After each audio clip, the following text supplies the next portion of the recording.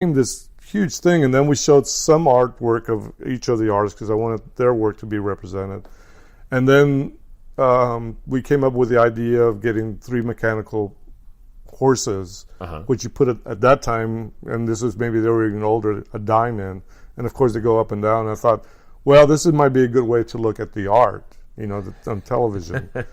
and you can actually literally go in behind into the television, and you can see from behind. And we made like a little trail and had some Christmas lights. I mean, it was and at that time, Maura Kelly encouraged me to apply for a competition. It was called MITA. It was a Hispanic art show, and it was going to be held at the Museo del Barrio in New York City, in Manhattan. And so I applied and got in, and I had 2 of my large paintings in that show. And this was like, wow, this is like shown in New York.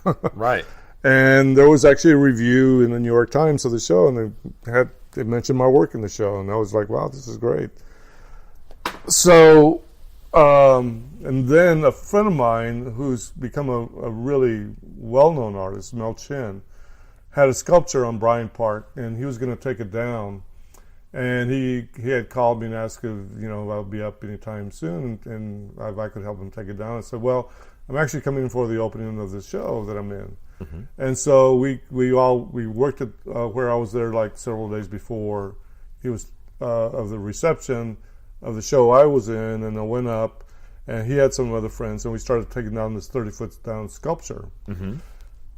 And the day of the reception, we were working late, and then the time just got by us, and we didn't have time to go back to his studio where I could take a shower and change. And so we met his girlfriend, and we all went, all the workers, I think there were 6 of us, went to Museo del Barrio. And as we go in, they're giving us these packets, and it's like a press packet. And we go in, and the first thing we do, because we're artists, of course, and we're thirsty, and so we go to the bar. And I was asking for a drink, and they said, well, I'm sorry, we're not serving because they're making these announcements of the prize winners. And Mel says, well, he's one of the artists in the show. And I said, congratulations, but we still can't serve you. So in the press packet, there was a catalog. And so we started looking for my pieces, and we got up.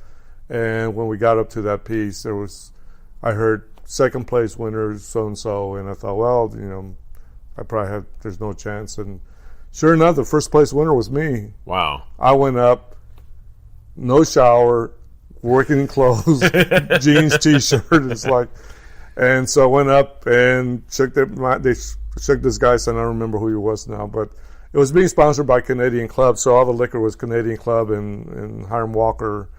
And so they gave me a check. Well, they gave me an envelope, and I thought it might be a check, and it was. And then they later, after the ceremony, they said, we want to invite you to a party.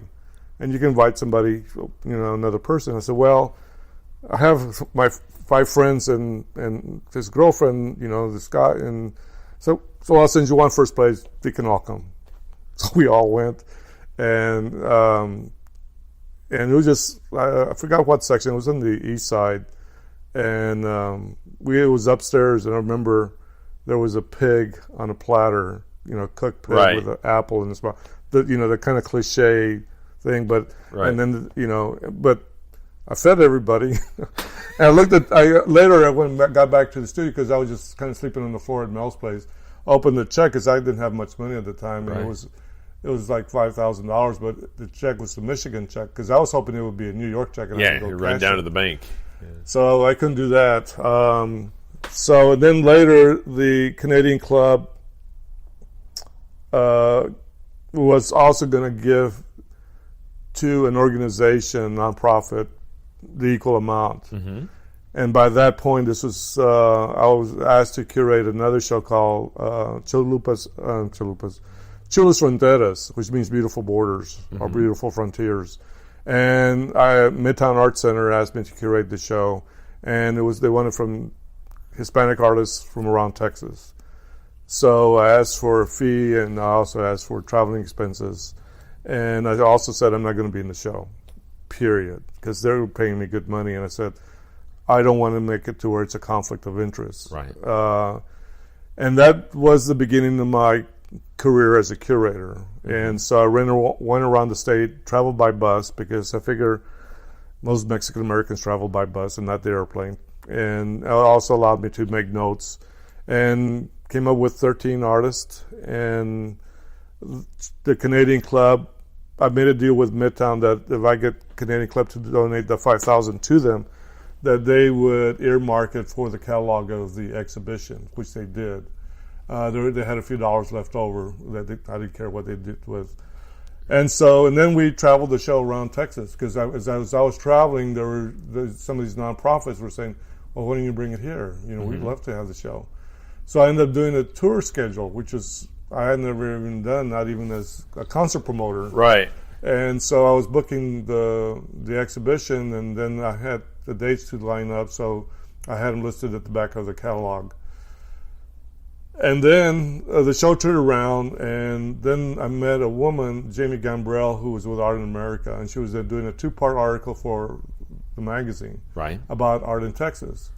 And so she featured a whole section to our show, but it was also, part of it for me was that it was about, one of the things that I felt, I don't know, disappointed, I guess is the word, was that I thought and I had this naive notion that in the art world, everybody was kind of like free-thinking and liberal, and realized that the art world is just like the rest of the world. Mm-hmm. And so I think that, so in conversation about the show, I said, one of the things to me that's important is that a lot of these artists don't get seen in mainstream galleries and don't get into museum shows.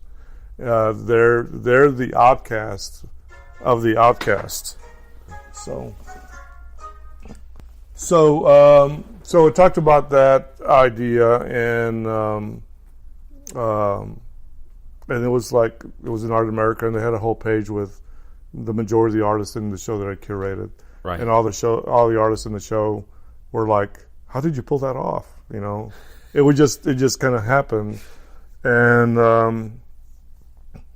then I was beginning to be known as a curator, so I decided to concentrate on my role as an artist and started doing work, and then became good friends with Marilyn Zeidlin at the Contemporary Arts Museum. She was a curator there.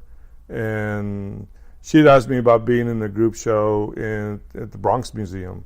Mm-hmm.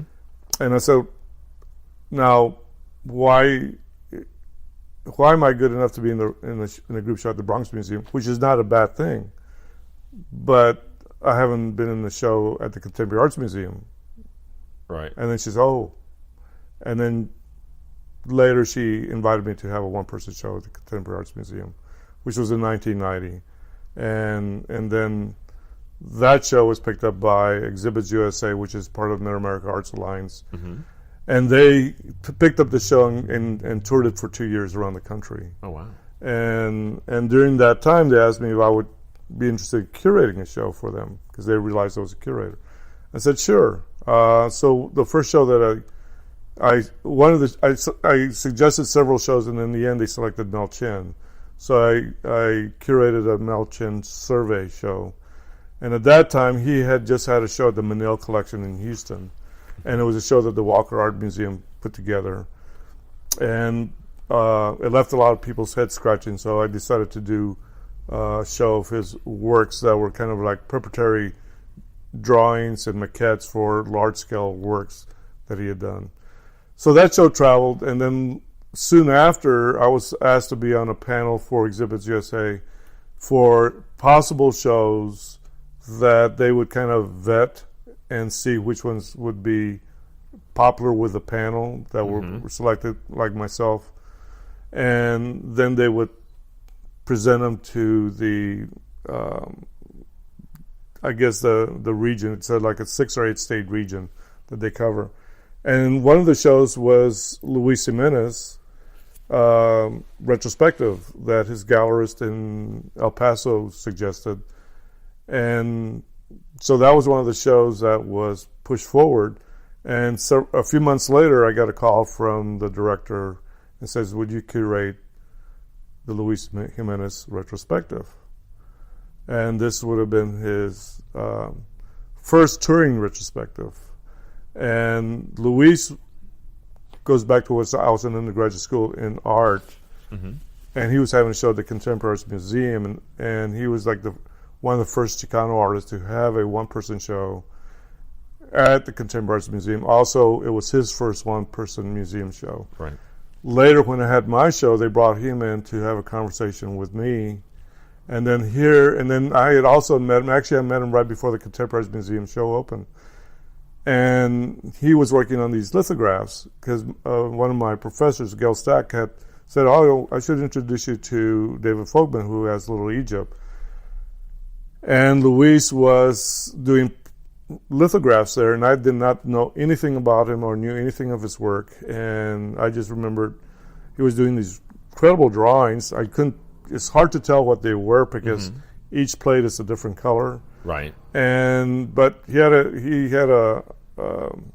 just really stood out. He's a very kind of charismatic person.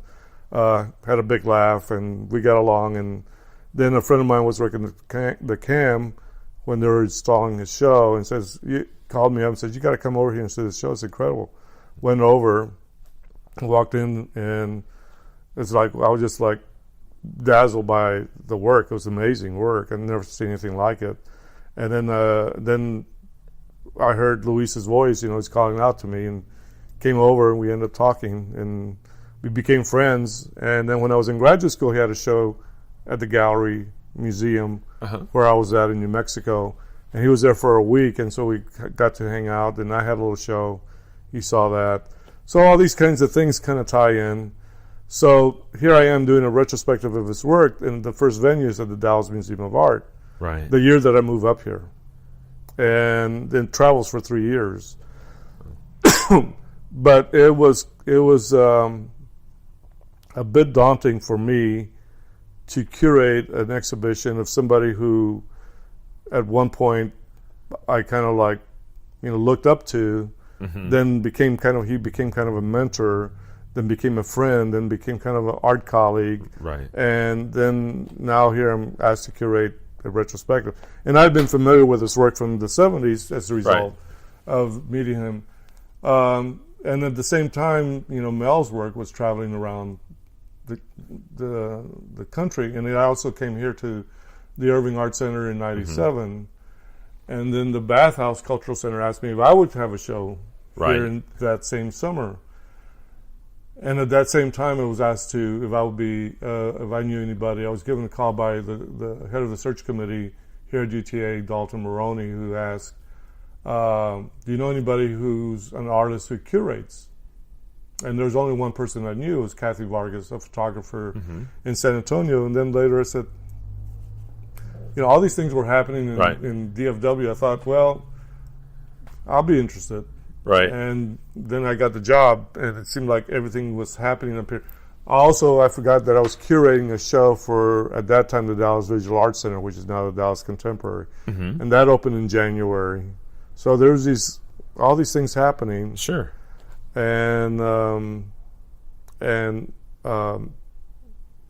came up and to teach and to run the gallery. Right.